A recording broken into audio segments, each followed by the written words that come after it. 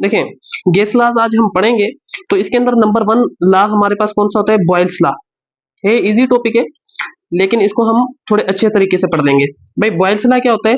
Volume of given mass of gas. इसके अंदर काफी चीजें मैं आपको समझाता हूँ आज। Volume of given mass of gas is inversely proportional to the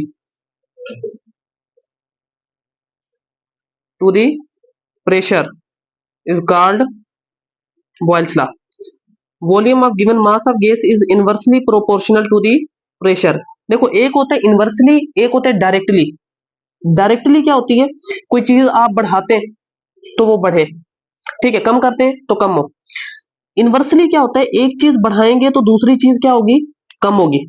pressure को अगर मैं कम करता हूं, इधर मिसाल लेते हैं, वॉल्यूम इनवर्सली प्रोपोर्शनल है प्रेशर के, प्रेशर को कम करता हूं तो वॉल्यूम क्या होगा? बढ़ेगा। चले भाई मिसाल लेते हैं, भाई हमारे पास क्या था? ये एक बैलून है, इसको हमने क्या कर दिया? बंद कर दिया, ठीक है, एक मिसाल है। अगर मैं इसके ऊपर क्या करता हूँ? प्रेशर बढ़ाता हूँ, प्रेशर बढ़ाऊंगा तो इसका वॉल्यूम क्या हो जाएगा? कम। अच्छा, अब मैंने क्या किया? इसी बैलून के ऊपर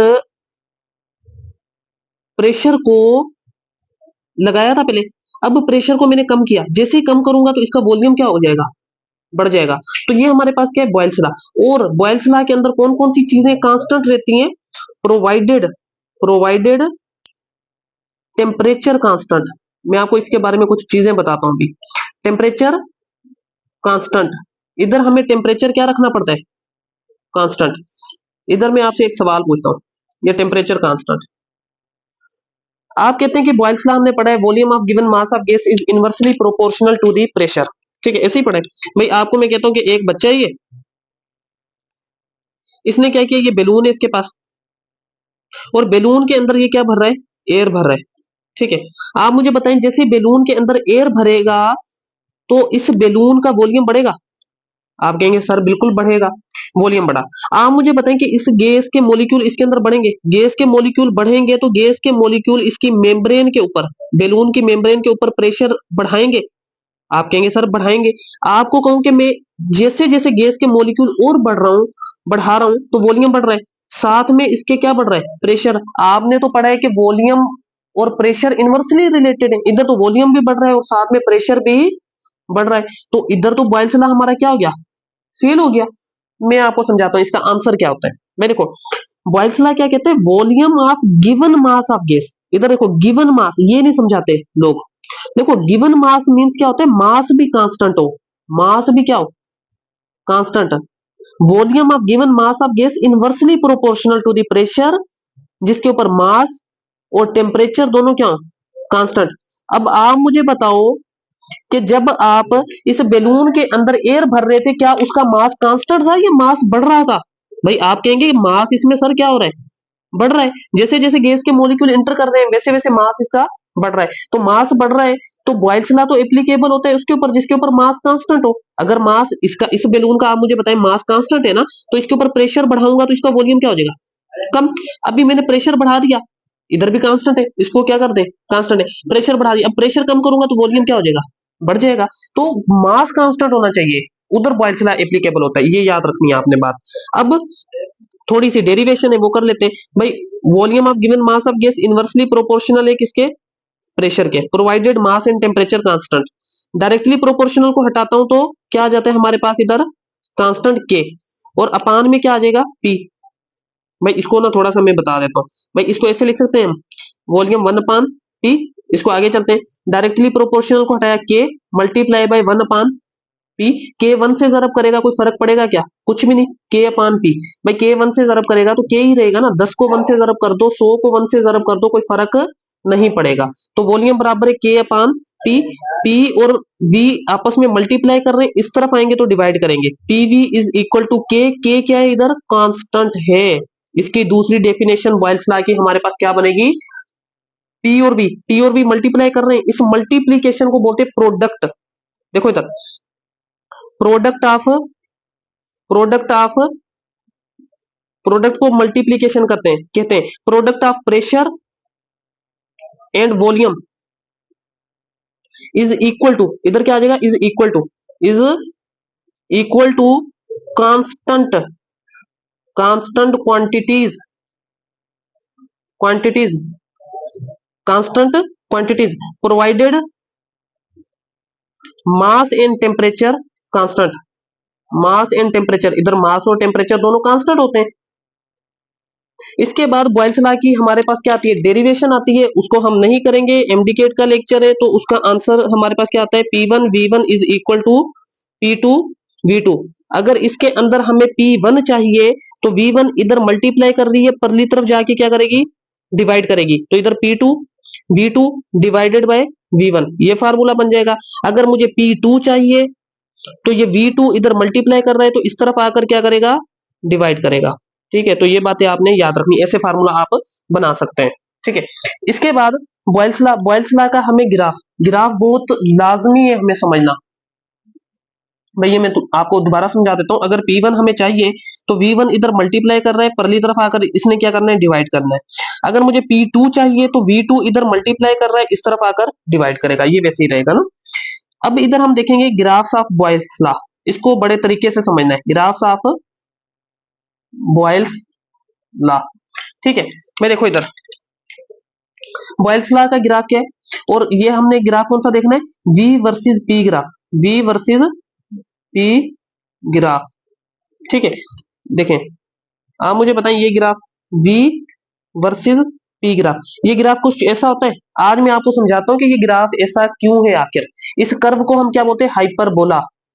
ठीक है, हाइपरबोला। आपने फिजिक्स के अंदर आपने पढ़ी होगी, प्रोजेक्टाइल मोशन जो कुछ ऐसे होती है उसे हम बोलते हैं पैराबोला। इस पैराबोला का जो उलट होता है वो क्या होता है, हाइपरबोला।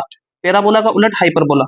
आप मुझे बताएं कि अगर मैं इधर प्रेशर रखता हूँ P1, इधर प्रेशर रख देता हूँ P2, इधर वॉल्यूम रखता हूँ V1, इधर वॉल्यूम रखता हूँ V2, अगर मैं प्रेशर बढ़ाता हूँ P1 से P2 पे, प्रेशर को बढ़ाने से वॉल्यूम क्या होता है, कम होता है या नहीं होता। भाई बॉयल्स लॉ क्या कहता है, प्रेशर को बढ़ाने से वॉल्यूम कम हो जाएगा। P1 से प्रेशर मैंने कितना कर दिया, P2 कर दिया। आप मुझे बताएं ये वॉल्यूम V2 से कितना हो गया, V1। भाई वॉल्यूम इतना सा रह गया, कम हो गया। अगर मैं प्रेशर P2 से क्या कर देता हूँ, P1, प्रेशर कम करता हूं तो वॉल्यूम तो बढ़ेगा। P2 से P1 किया, प्रेशर कम कर रहा हूं, कम किया तो वॉल्यूम V1 से कितना हो गया, V2, वॉल्यूम बढ़ गया। तो ये ग्राफ होता है हमारे पास बॉयल्स लॉ का। ठीक है, इसके बाद हम पढ़ते हैं चार्ल्स लॉ के बारे में। भाई किसके बारे में पढ़ेंगे हम, चार्ल्स लॉ के बारे में। इधर देखते हैं भाई, देखें ये हमारे पास होता है चार्ल्स लॉ। देखें चार्ल्स लॉ क्या है, volume of given mass of gas is directly proportional absolute temperature के, किसके, एब्सोल्यूट टेम्परेचर के, प्रोवाइडेड, इधर भी मास और प्रेशर में डेफिनेशन नहीं लिख रहा, टाइम गया होता है, मास और प्रेशर दोनों क्या है, कांस्टेंट। काम की चीजें हम इधर देखते हैं। ठीक है, डायरेक्टली प्रोपोर्शनल को हटाने के लिए बराबर और कांस्टेंट देते हैं, इधर के टी आ गया। ठीक है, इसके बाद टी इसके साथ मल्टीप्लाई कर रहा है, परली तरफ जाएगा तो क्या करेगा, डिवाइड करेगा। तो इसकी दूसरी डेफिनेशन क्या हो गई, रेशियो ऑफ, भाई ये क्या है, रेशियो है या नहीं है, ये लिख देता हूं आपको। भाई रेशियो ऑफ वॉल्यूम, रेशियो बोलते division, ratio of volume and क्या, टेम्परेचर इज इक्वल टू किसके, याद रख लो, कांस्टेंट क्वांटिटीज के, कांस्टेंट क्वांटिटीज के, प्रोवाइडेड प्रोवाइडेड मास एंड क्या, याद रख लो, प्रेशर क्या होना चाहिए, कांस्टेंट होना चाहिए।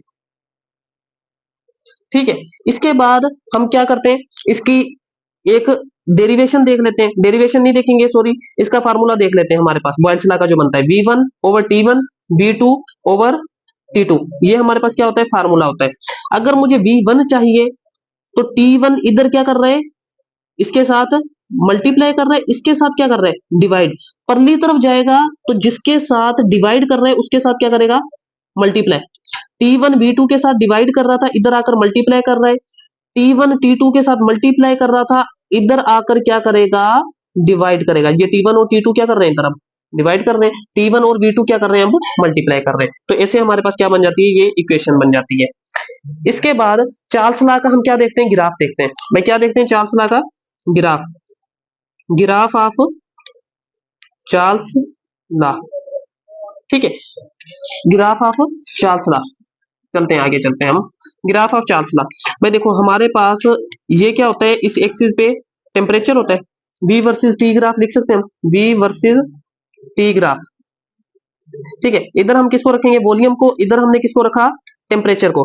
देखें अब इधर से ये ग्राफ होता है, वॉल्यूम डायरेक्टली प्रोपोर्शनल है ना टेम्परेचर के चार्ल्स लॉ में, तो ये ग्राफ कैसा होता है, बिल्कुल स्ट्रेट लाइन होता है। कैसा होता है, स्ट्रेट लाइन। ये बेग क्यों किया हुआ है मैं आपको बताता हूँ इसके बारे में।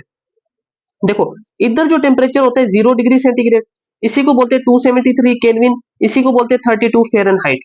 ये जो टेम्परेचर पीछे गया हुआ है इसे हम क्या कहेंगे, एब्सोल्यूट जीरो। इसे क्या कहेंगे हम, एब्सोल्यूट जीरो। ये आपने ज़हन के अंदर रखना है। और एब्सोल्यूट जीरो के बारे में मैंने पहले भी बताया, अभी भी मैं आपको बता देता हूँ। एब्सोल्यूट जीरो, एब्सोल्यूट जीरो की वैल्यू कितनी होती है, 0 केल्विन, -273.16 डिग्री सेंटीग्रेड और -459 फ़ारेनहाइट या 456 फ़ारेनहाइट हम कह सकते हैं। ठीक है, एब्सोल्यूट जीरो है क्या भला। भाई देखें एब्सोल्यूट जीरो वो होता है जिसके ऊपर आइडियल गैस का वॉल्यूम क्या हो जाता है, जीरो हो जाता है। आइडियल गैस का वॉल्यूम, आइडियल गैस का वॉल्यूम क्या हो जाता है, जीरो। आइडियल गैस क्या भला है भाई, एक ख्यालाती गैस है, कोई भी नहीं है गैस ऐसी यूनिवर्स में मौजूद नहीं है, ये साइंटिस्ट ने बनाई हुई है। आइडियल गैस वॉल्यूम का वॉल्यूम क्या हो जाता है, जीरो हो जाता है। आइडियल गैस वो है जिसके मॉलिक्यूल के दरमियान कोई अट्रैक्शन नहीं होती, इसके दरमियान कोई ऑक्यूपाई स्पेस नहीं होती। ठीक है, ये ओबे करती है गैस लॉज को at all temperature and pressure. Gas laws को मैं समझाता हूं कैसे, at all temperature and pressure, and pressure पे जो ओबे करती है। मैं आपको ना इसकी मिसाल देता हूं भाई, इधर आ जाते हैं हम। भाई आप मुझे बताएं कि ये हमारे पास, इधर हम थोड़ा सा इसको इधर देखते हैं। भाई देखें, ठीक है, थोड़ा सा सेपरेट करें इसको। भाई देखें, अगर मैं आपसे कहूं कि चार्ल्स लॉ के मुताबिक वॉल्यूम डायरेक्टली प्रोपोर्शनल है किसके, टेम्परेचर के, आप कहेंगे ठीक है सर, टेम्परेचर नहीं एब्सोल्यूट टेम्परेचर याद रखना है। अगर मैं टेम्परेचर कम करता हूं तो वॉल्यूम क्या होगा, कम। टेम्परेचर कम किया वॉल्यूम कम, टेम्परेचर को एब्सोल्यूट जीरो कर दिया तो वॉल्यूम भी क्या हो जाएगा, एब्सोल्यूट जीरो। ये किसका होगा, आइडियल गैस का होगा। किसका, आइडियल गैस का। एब्सोल्यूट जीरो पर वॉल्यूम कम हो जाता है। रियल गैस के साथ ऐसा नहीं होगा। मैं रियल गैस के बारे में आपको बता दूं कि रियल गैस के ऊपर अगर हम ये लगाएंगे हमारा Charles law, volume directly proportional है एब्सोल्यूट टेम्परेचर के, टेम्परेचर कम करो वॉल्यूम थोड़ा सा कम होगा, टेम्परेचर और कम करो और थोड़ा सा वॉल्यूम कम होगा। टेम्परेचर को 0 केल्विन, अव्वल तो इस टेम्परेचर पे जा ही नहीं सकते, टेम्परेचर को बहुत ज्यादा कम कर देंगे तो ये गैस जो होती है, रियल गैस, ये किस में कन्वर्ट हो जाती है, लिक्विड में। इस प्रोसेस को क्या बोलते हैं, कंडेंसेशन। और आप लिक्विड का वॉल्यूम जीरो कर सकते हैं क्या, नहीं कर सकते। मींस क्या हुई कि रियल गैस जो होती है वो ओबे नहीं करती गैस लॉज को। रियल गैस अगर ओबे करती होती तो टेम्परेचर को जीरो करने से वॉल्यूम जीरो तो होना चाहिए था ना, तो ये तो नहीं हो रहा। तो रियल गैस ओबे नहीं करती, रियल गैस ओबे करती है क्या गैस लॉज को, नहीं करती। Eight critical temperature and pressure, क्या क्रिटिकल, क्रिटिकल बोलते बहुत ज्यादा, कुछ टेम्परेचर पे ये कर लेती है टेम्परेचर एंड प्रेशर, लेकिन क्रिटिकल बहुत ज्यादा टेम्परेचर और प्रेशर के ऊपर ये ओबे नहीं करती, या ऑल टेम्परेचर और प्रेशर के ऊपर ओबे नहीं करती। ये बात आपने याद रखनी है किसके बारे में, रियल गैस के बारे में। ठीक है, इसके बाद हम आ जाते हैं कि कोई भी गैस अगर क्या है हमारे पास, रियल गैस है, ये आइडियली बिहेव कैसे करेगी, आइडियली बिहेव कैसे करेगी। आपने याद रख लेना है कि आइडियल गैस वो थी जिसके अंदर कोई अट्रैक्शन नहीं होती थी, तो हमें रियल गैस के अंदर ऐसा क्या करना चाहिए कि अट्रैक्शन खत्म हो जाए। मैं देखो हमें क्या करना चाहिए, इसका टेम्परेचर हाई कर दें और प्रेशर क्या कर दें, लो कर दें। अभी देखें ये गैस के मॉलिक्यूल है, इसका टेम्परेचर में क्या कर देता हूँ, हाई कर देता हूँ। टेम्परेचर जैसे ही हाई करूंगा तो ये गैस के मॉलिक्यूल एक दूसरे से किधर चले जाएंगे, दूर, ये दूर चले गए, दूर चले गए। और प्रेशर मैंने क्या कर दिया, लो, लो प्रेशर करने से भी गैस के मॉलिक्यूल कहां जाएंगे भाई, दूर दूर हो जाएंगे। तो दूर दूर होने से क्या इनके दरमियान अट्रैक्शन बढ़ेगी या कम होगी, लाजमी बात है ऑब्वियसली क्या होगी, कम होगी। इसके बाद मैं आपको चार्ल्स लॉ की जो फर्स्ट ईयर की केमिस्ट्री के अंदर डेफिनेशन लिखी हुई है असल डेफिनेशन वो लिखवा देता हूँ। पहले मैं आपको बता देता हूँ, बाद में वो आपको लिखवाता हूँ। भाई पहले बता देता हूँ आपको। भाई वो कहता है फर्स्ट ईयर की केमिस्ट्री थोड़ी सी कॉम्प्लिकेटेड है उसके अंदर डेफिनेशन, लेकिन मैं आपको बता देता हूँ। उसमें कहता है कि volume of given mass of gas increase of decrease by 1/273 0.0036 3.36 into 10 power minus 3 times of its original value at 0 degree centigrade for every degree rises or fall of temperature at given pressure। इसके ऊपर आती है, ठीक है। अब लिख देता हूं आपको वॉल्यूम ऑफ, लिख देता हूं भाई volume of given mass of gas, ये लिख देता हूं, आप याद कर लेना मेरी तरह। Is inversely proportional to the pressure. ये तो पुरानी लिख दी हमने, ठीक है, नहीं लिखते हैं, ये तो बॉयल्स लॉ की लिख दी इधर। देखें इधर, volume of given mass of gas, एक मिनट किस दूसरे पेन से लिखते हैं। देखें इधर, volume of given mass of gas increase को ऐसे लिख सकता हूँ, और डिक्रीज ऐसे लिख सकता हूँ बाय 1/273। इसको सोल्व करेंगे तो क्या बन जाएगा 0.0036 3 पॉइंट, अच्छा 0.336 0.00336 या 3.36 into 10 power minus 3 times of its original value at 0 degree centigrade for every degree rises or fall of temperature